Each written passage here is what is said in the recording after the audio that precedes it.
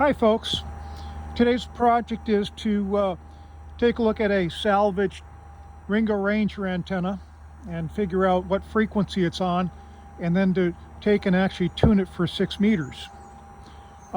This is a commercial Ringo Ranger.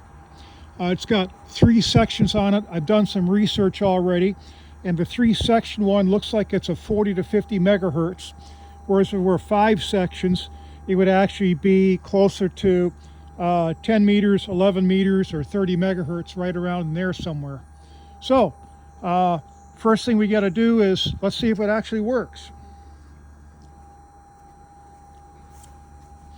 Here we go. We have the MFJ 269, and let's go ahead and we're going to tune this thing here. We've got on the 27 to 70 megahertz band, and here we go up. Let's see what this does. Okay, we'll go up instead of down. And look what's happening. It's starting to get real here. And it looks like right now we're at a 2-to-1 point right here at about 45.76. And it looks like our best SWR is 47.430, right around in there. And our other 2-to-1 point is at 49, right around 10 or so. So that's not bad. So you look at that. We've got over 3 megahertz of bandwidth, about 3.3 megahertz bandwidth. So we could easily put this thing on 6 meters and have it cover the top half of the band and be able to work the FM portions just fine. Cool. We'll power this down here real quick. The Ringo Ranger itself is a half-wave antenna, so it really doesn't need a ground. I've got on the mast here, because the mast is convenient. What you wind up doing is you wind up setting this to half wavelength, and then what you do is you have a shorting bar here, and if you look at it, what you're actually doing is this side is grounded, so this is 0 ohms, and if you come across the tuning hoop to this side, that's maximum ohms right there.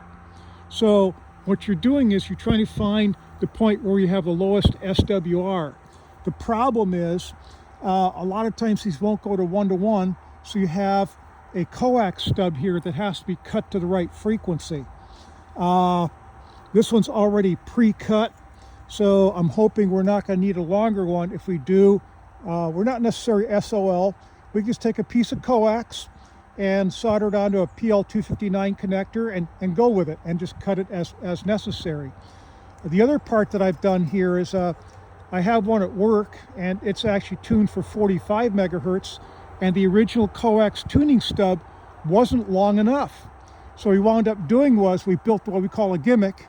I had a small piece of coax with a fixed capacitor and a tuning capacitor, small variable attached to it.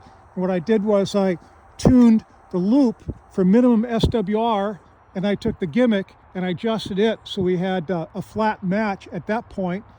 And coax here, 50 ohm coax, is 32 picofarads per foot capacitance. So all I had to do was figure out what the capacitance was. Let's say it was 16 picofarads. Well, 16 divided by 32 is a half, so I'd need a half a foot of coax to get that kind of capacitance. So we're actually able to dial it in, do a quick simple calculation, and build a coax stub that was slightly longer by about 1 or 2 inches than what we calculated. Then we could easily trim it back to the point where we had a 1-to-1 SWR and we were good to go.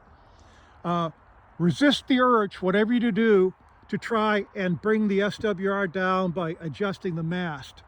That you don't want to do.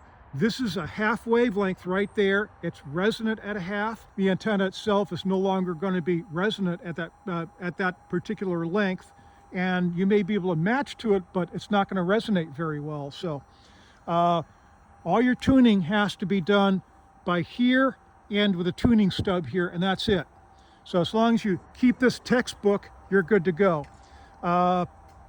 The amateur version of this is an AR6, so you should be able to find that no problem at all on the internet.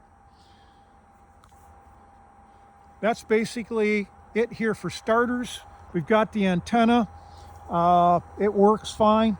Thanks to my buddy Charlie, who found this down there somewhere in Oregon on a building that was being demolished. He had the presence of mind to salvage it, and appreciate that. That's given us feedstock here for this this test.